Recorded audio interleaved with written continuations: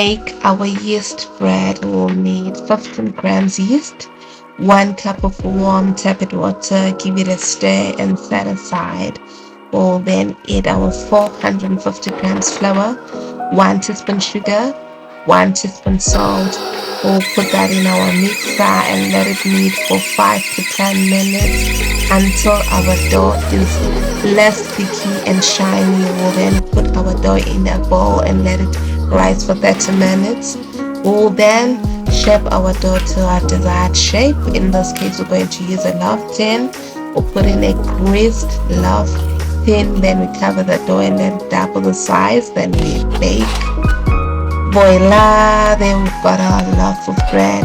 Look at the color, look at that nice golden color of bread. How good is that? We'll go ahead and slice our bread. Let's check the texture of our bread. Look at that. How lovely is that? We'll go ahead and slice more slices.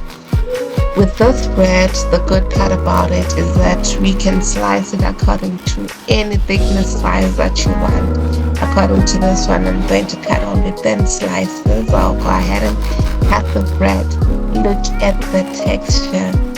That's so lovely. Thank you so much for watching. Please follow for more content. Bye.